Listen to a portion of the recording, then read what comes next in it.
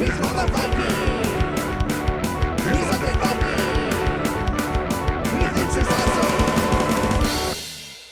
everybody, this is me, the Undead Viking. I want to talk to you about something today, an RPG review. I haven't done those in a while, and I'm going to try, I always say these things, right, and they never come true, but I'm going to really try to start doing more RPG reviews, just basically because it's something that I'm very passionate about, and something that I'm always seem to be reading an RPG book. If I'm like, before I go to bed, like I'll be reading through an adventure, or if I am like at my kids' taekwondo events or something like that, or their practices, I'll bring an RPG book with me and I'll just sit there and read that. You know, it's just a way to pass the time, and it's just something that I really enjoy. And as I've always said, like if you are a person that plays like role-playing games, and I've said this before, like ideas come to me constantly. Right now I am currently in a D&D campaign. I'm not going to go too, I'm going to probably talk about that in like a video blog or something, but I've been involved in a D&D campaign that's lasted almost 2 years. It's a very old school revival,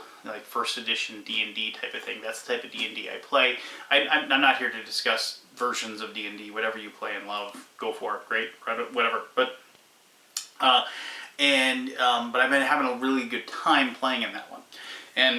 But the entire time I've been playing, I've been like thinking of my next D&D campaign. And when I'm trying to think of ideas and trying to create my world, trying to create my campaign, I do a lot of things. I search for like weird like real life historical buildings, and like I use those things and I see those and I think, what could I do with that? What could I take that ancient temple? Could I create something like that? Could I put that in the world? And I find stuff like that. I try to like watch weird movies that I haven't seen before and try to take ideas from those. And I like try to read and consume a lot of role-playing game stuff. Now there's lots of stuff that comes out that's like, you know, from bigger publishers. Obviously, you know, there's the big giant modules that come out, and those are good, right? From like WotC or whatever. Those are really good. I mean, like Curse of Strahd's a really good module. I mean, that's something I enjoy reading. You know, but I'm not here to talk about that stuff. But there's lots of little independent, I shouldn't say independent publishers, but I mean, there's lots of publishers that publish role-playing game stuff that is great to steal from, great to take ideas from, mostly because, one, your players probably haven't played them, right? and they haven't read them. So if you do take it, like, they aren't going to be like, oh, I know what this is, that kind of thing. You know, because I remember I used to read old Conan novels, right? And like, you know, and I used to just pour through those, and I loved reading them. And I would take ideas from them constantly. And I remember there was one Conan novel where he ended up fighting like a giant slug or a giant snail or something like that. And I remember Conan knew something was weird because the floor was sticky where he was walking.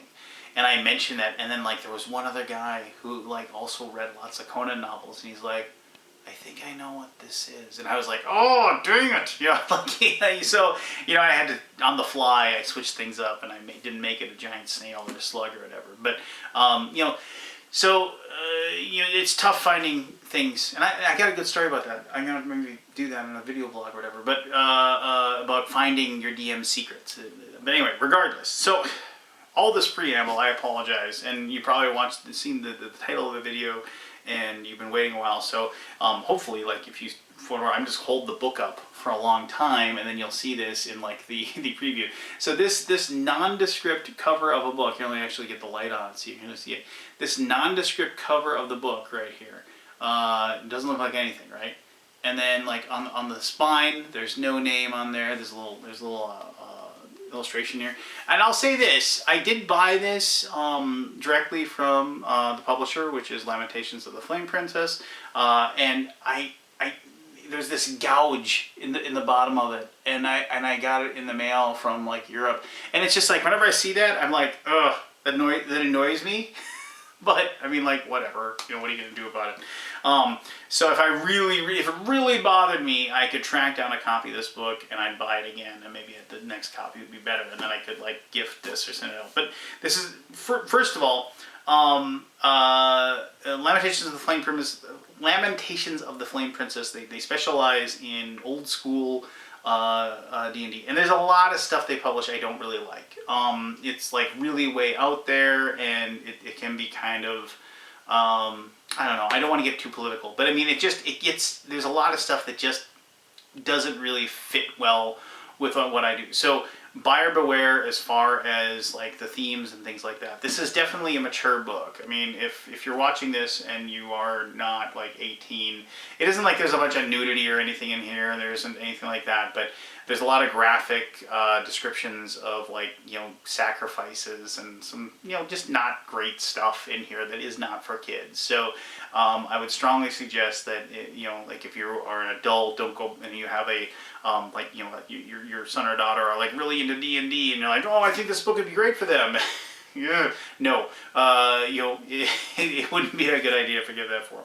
But anyway, so this is called Carcosa, and like Carcosa obviously is like, it has been, if you watch True Detective season 1, they mention Carcosa a lot. It is a very, very common, like, you can Google the name and like you can do the background. It's like, it's rooted in H.P. Lovecraft mythology and things like that. But this is not Carcosa like that. Well, maybe, I don't know, but I mean, it is completely. It's a world that it's like basically an alien world with like alien technology and lots of crazy weird races and crazy weird things going on. I'm going to show you some of the inside of the book here. I'm just going to hold it up, but it is. I would never run this as a campaign. You definitely could. There is how many pages is this? It's like 200 and some. 275 pages of just awesome goodness. I'm flipping it, you can't even see it, but I mean it's just and it's dense. It's dense text. It's tons of information. This way, that way. Great artwork as well. There's actually hex maps like on either side. So like each one of those hexes has a number on it, and I'll show you the inside of the book here in a little bit. That like actually has like encounters for each hex number that's on there. There's even, and then like they take this one hex, like here I'll show you, like this hex right there, like that one where my finger's pointing, like it's hex number 2005. They actually expand that hex out, and you can see it actually says on this side hex 2005, and then they expand that hex out into this area. And so then each of those has a number on it and has encounters. So like the scope of this is huge. It's absolutely ridiculously huge. So you have to keep that in mind. But regardless, yes, you could definitely play this, and you could go, there's rules in here about how you make characters. Like there's only 2 classes, fighters and sorcerers. It is definitely geared towards an OSR first edition feel. So if you played like Labyrinth Lord or Castles and Crusades or Adventure of Conqueror King, Swords and Wizardry, which is like if I had to, like I've said this before, my friends and I, we play our own version of D&D that we've created over the last like 20 years, but it definitely is rooted in old school revival, D&D. There's nothing wrong with whatever D&D you play. It's awesome. But anyway, stepping back. This book, however, there's the quote that's been appropriated to tons of different people, but it is like a totally apocryphal, like great artists steal. Well, great DMs steal. So this book is chock full of everything you probably could want if you wanted to run what's called a grimdark adventure. So grimdark is coming back, or did it ever go away? But I mean, grimdark is having kind of a revival of itself. There's lots of grimdark fantasy novels coming out. I mean, like the First Law trilogy, The Prince of Fools. I'm going to mispronounce or misremember some of these things. But there's tons of grimdark novels. I mean, that are coming out that are really, really good. They're really, really, like interesting to read, and like in like a gritty, like tough world to live. Life is cheap kind of world. And so this world is like supremely deadly, and the book is like chock full of all kinds of things. it'll tell you exactly how you should play like certain things. Like here's a cool picture of this like guy riding this giant insect, you know, getting ready to fight people or whatever. And there's all like what you want to do as far as like how to play it. There's there's specific rules for like how you like experience totals and things like that. But I'm never gonna play this. I mean, I know people that say, hey, I'm gonna play this as my next campaign, and you probably could, right? But no. What I'm going to use this for is I'm going to use this for stealing. I'm going to steal, and then steal some more. The campaign that I'm coming up with is going to be one that is going to be centered around a very, very bleak and desolate world, where like the idea that the world's coming to end is a very, very real possibility. And along with that comes with a ton of people that are trying to either A, hasten that end of the world to come, or B, trying to stop it from happening.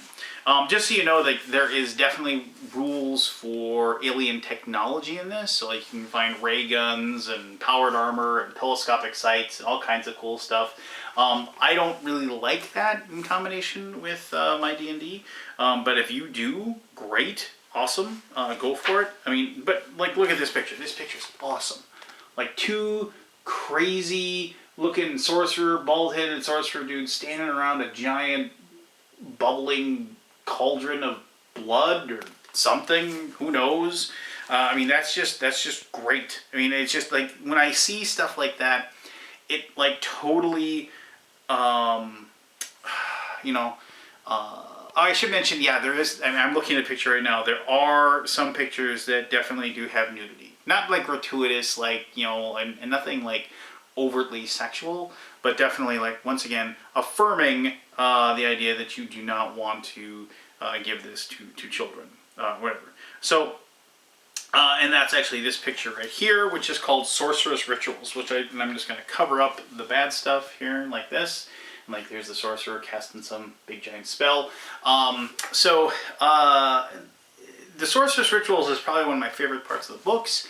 I'm just going to pick one here at random. Now these are like, they have great sounding names, very, very, for lack of a better term, very metal names or whatever here, like the Accursed Pits of Sighing, or Adjure the Fungoid One, the Chambered Vaults of Wandering, the Conjuration of the Colorless Ooze, so they have all these cool, like different, basically like rituals that these people, not rituals like in 5e, I shouldn't have said that, but like, so here's like the Icy Rack of the Void. It's used to torment the god of the primal void, and that's one of these creatures that in the thing. I'll show you that there's a very large bestiary in this as well. It says this ritual takes 2 hours to complete, and it can be performed only at night in the icy waste. The sorcerer must acquire 7 black men of age 7 or less. These he must then expose to the elements during this ritual. If any remain alive at the end of the 2 hours, he must plunge into their hearts the blade of obsidian quarried during a moonless winter's night.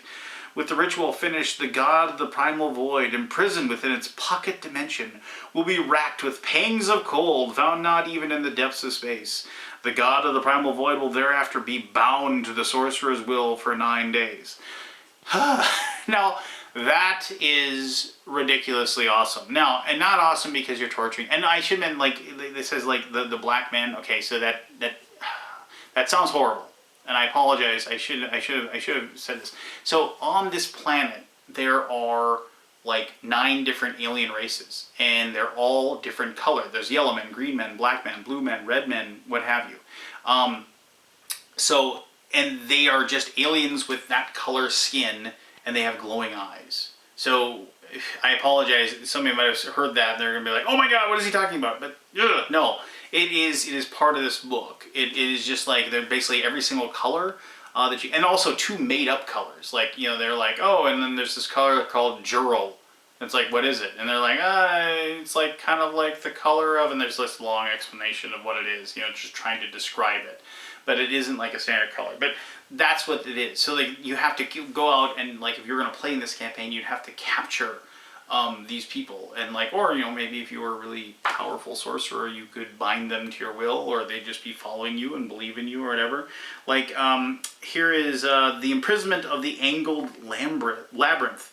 This 12-hour ritual can be performed only in one of 2 artificial subterranean labyrinths built by the Snake Men. 6 orange and 6 purple men must be slain as sacrifices. Only one of the priceless gemstone knives of the Snake Men can be used to slay these sacrifices.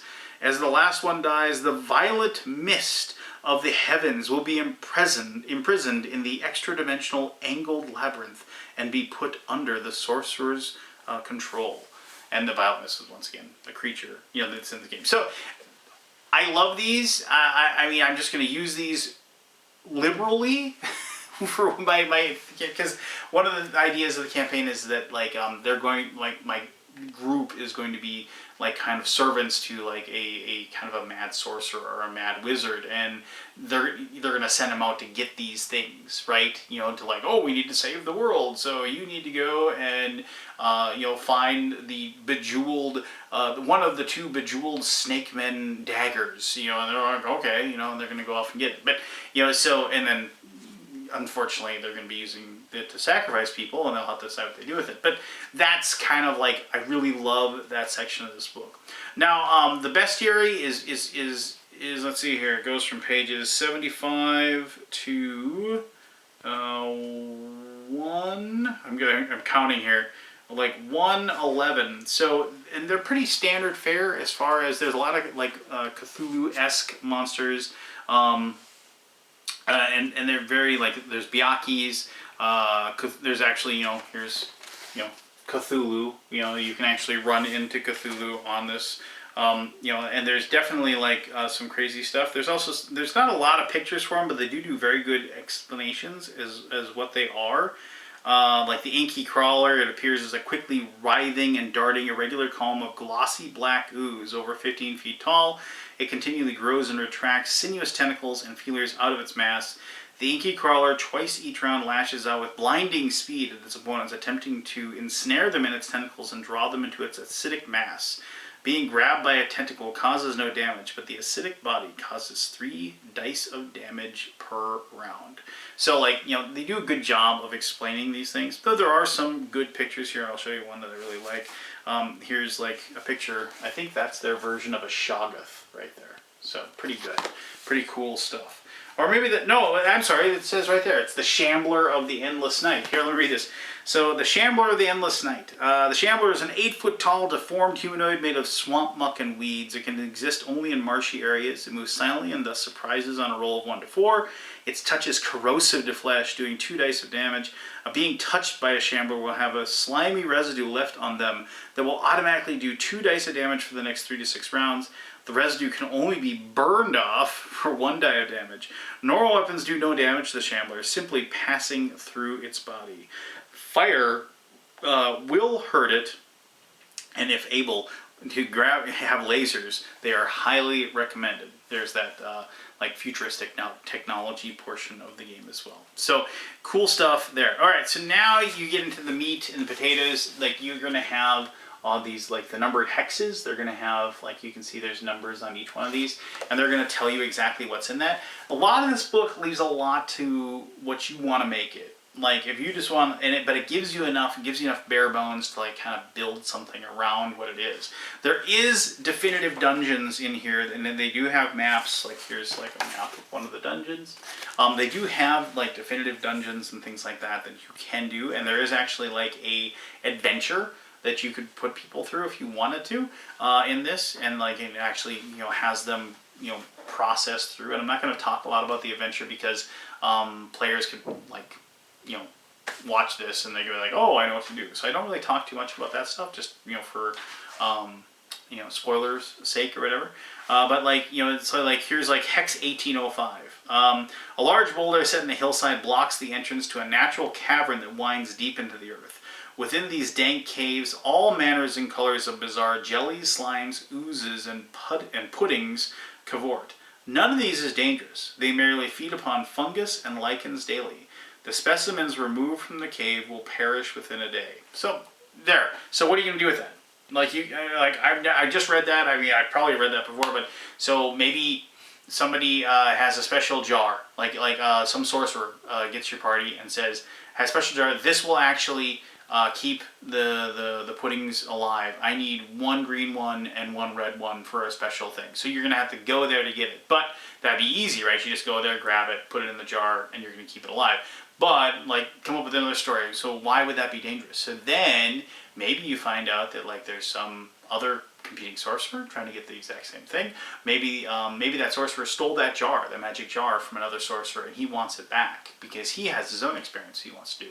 Or maybe there's like some like troll monster or something like that who like is supposed to be protecting that particular cave, and like those are his pets or something like that. Any one of those things. It just basically gives you these bare bones that you can use, and then you can create something with it. So, and like I said, there's like all of these hexes, and there's something written, and there's two things actually for each spot, because the hexes themselves are supposed to be like 5 miles across, so there's definitely tons of things that you can do in there. Now, the final little bit that you have is that there are like lots of tables and charts for like just creating crazy monsters. I'm a big believer in just creating your own monsters.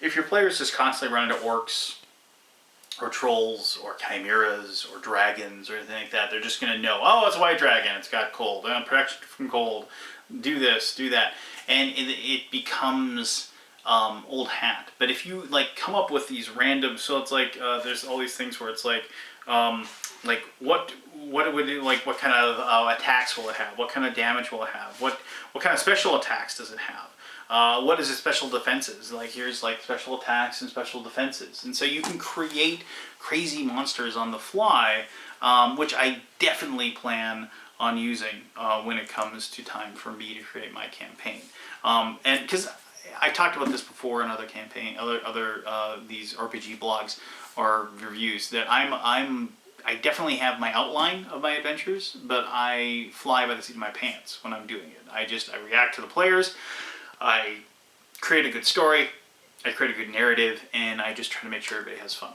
So anyway, regardless of any of that, this is Carcosa. It can be a little bit difficult to find these in the wild. I do know that like Amazon has them every once in a while. I mean, it's going to cost you like $60. You can definitely find them like used, like in used bookstores and things like that. I know somebody who like found one online at a used bookstore, so you can definitely check that out. And I think if you bug the people at Lamentations of the Flame Princess enough, they may reprint it. The book itself, as far as physically, it is, other than the fact that like I got that chunk out of the back of there, which is really, here, I'm going to show you that chunk. That chunk just annoys me. The book itself is leather, like a faux leather bound type of thing. It feels really nice. It just feels kind of like a mysterious book. I mean, this is kind of a fun book to carry around, and like people are like, what is that? But and it is a really, really good read. I mean, as far as just if you are a DM and you like to read stuff like this, it is something that I think you'll have a lot of fun reading as well. And it will just fuel those creative urges that you may or may not have when it comes to like trying to figure out what you're going to do for your next campaign. So there you go.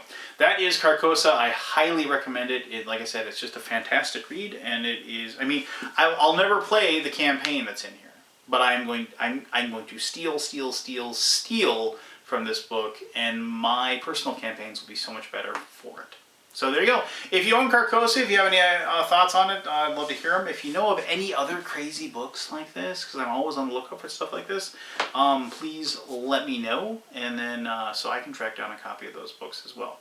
And as always, thank you very much for taking the time to watch this video. It's kind of long and ambling, but like I said, the RPG ones that I do tend to be like this, just because I tend to ramble when it comes to RPGs because I'm pretty passionate about it. So I appreciate you sitting through the video. And until next time, be the best version of you that you possibly can be. I know I'm going to try to do the exact same thing. I'm not always going to succeed, but I'm going to hopefully do it more often than not. Give out love to the universe, and I guarantee you more love will come right back. Until next time, I'm the Undead Viking. You're awesome. I'll talk to you later.